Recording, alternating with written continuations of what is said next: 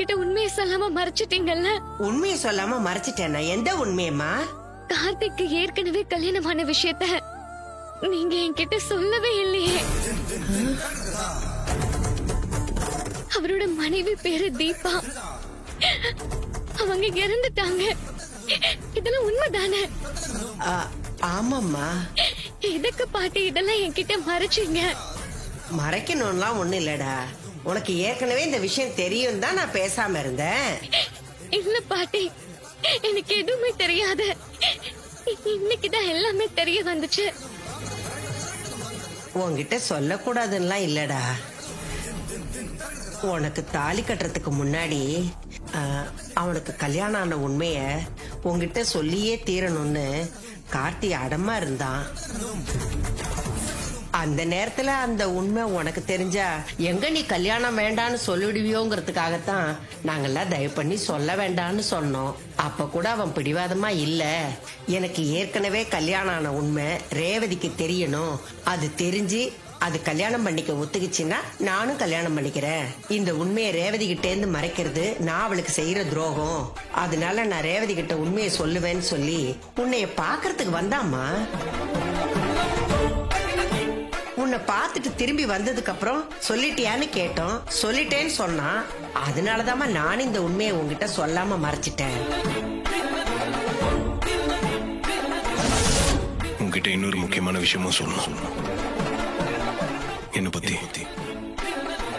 எனக்கு ஏற்கனவே கல்யாணம் ஆயிடுச்சு.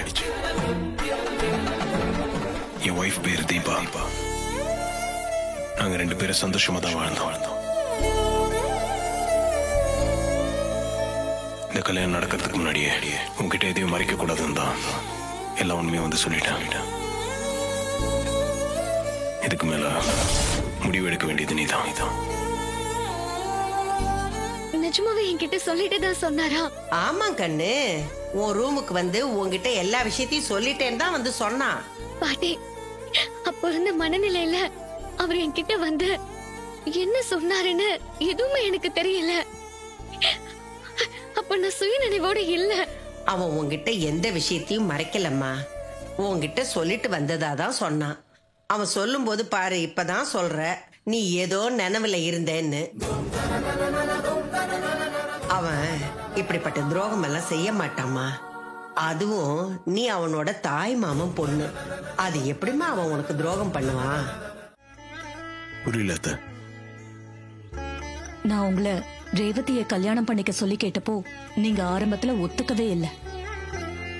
அதுக்கு என்ன காரணங்கிறதையும் நான் இப்பதான் புரிஞ்சுக்கிட்டேன்.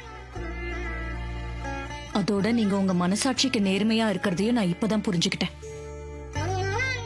தாலி கட்டுற மனைவிக்கு உண்மையா இருக்கணும், துரோகம் பண்ணக்கூடாதுன்னு நினைச்சு அவகிட்ட போய் நீங்க முதல்ல கல்யாணத்தை பத்தி சொன்னீங்களே, அந்த உயர்வான குணம் எனக்கு ரொம்ப பிடிச்சிருந்தது. அதோட நீங்க முதல் மனைவி உயிரோட இருக்கிறப்போ 2வது கல்யாணம் பண்ணிக்கலையே, முதல் மனைவி இறந்த பிறகுதானே 2வது கல்யாணம் பண்ணிக்கிட்டீங்க. ஊர் உலகத்துல இது சாதாரணமா நடக்கிற ஒரு விஷயம்தான். இதுல தப்பு இருக்கிறதா எனக்கு தோணல. யார் எனக்கு துரோகம் பண்ணாலும் நீங்க எனக்கு பண்ண மாட்டீங்கன்னு நான் உறுதியா நம்புறேன். நீங்க எனக்கு மாப்பிள்ளையா கிடைச்சத நான் பெருமையா தான் நினைக்கிறேன். நம்ம குடும்பத்துக்காக நீங்க எவ்வளவோ செஞ்சிருக்கீங்க. 2 தடவை நீங்க என் உயிரை காப்பாத்திருக்கீங்க. கோயில் கலசம் காணாம போனப்போ அதை மீட்டு வந்து நம்ம குடும்ப மானத்தை காப்பாத்திருக்கீங்க. ரேவதிக்கு ஒரு தப்பான மாப்பிளைய பார்த்து அவ வாழ்க்கை பாழா போற மாதிரி ஒரு சூழ்நிலை வந்தப்போ நீங்க தான் அவ கழுத்துல தாலிய கட்டி ஒரு நல்ல வாழ்க்கையை கொடுத்தீங்க. இப்படி இன்னும் நிறைய சொல்லிக்கிட்டே போலாம்.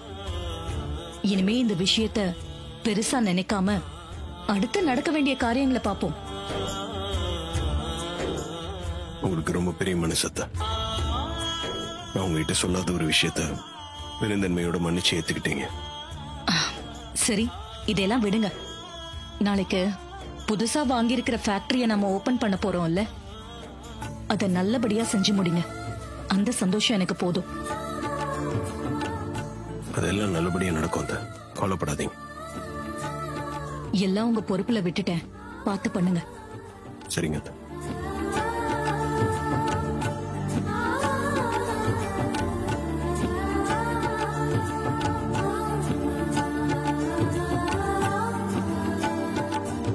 என்ன மாப்ள ஏதோ ஃபீல் பண்ணிட்டு இருக்கீங்க? அத்தை என்ன ரொம்ப நம்புறாங்க மாமா. அவங்க கிட்ட யாருன்ற உண்மையை சொல்லாம பொய் சொல்லிட்டு இருக்கேன்னு நினைக்கிறப்போ ரொம்ப கஷ்டமா இருக்கு. மாப்ள மத்தவங்க பொய் சொல்றதுக்கும் நீங்க பொய் சொல்றதுக்கும் நிறைய வித்தியாசம் இருக்கு மாப்ள. நீங்க ஒரு நல்லதுக்காக பொய் சொல்றீங்க, பிரிஞ்சு கிடக்கிற 2 குடும்பமும் ஒண்ணு சேரணுங்கிற நல்ல நோக்கத்துக்காக பொய் சொல்றீங்க. இதுல ஒண்ணும் தப்பு இல்ல மாப்ள. மருமகளே, உன் அக்காவை சாகடிக்கணும்னு சொல்றது உனக்கு கொஞ்சம் கஷ்டமா தான் இருக்கும். நான் இல்லன்னு சொல்லல, ஆனா வேற வழி இல்லையே. உன் புருஷன் ஜெயிக்கணும்னா உன் அக்கா உசுரோட இருக்க கூடாது. அவ கதையை நாம முடிச்சுதான் ஆகணும்.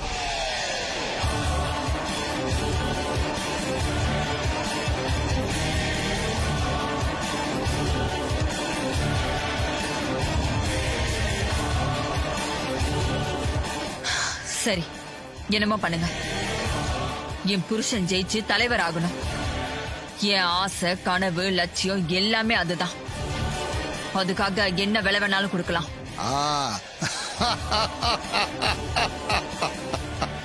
இப்பதான் நீ என் மருமக. சூழ்நிலைய கரெக்டா புரிஞ்சுக்கிட்ட.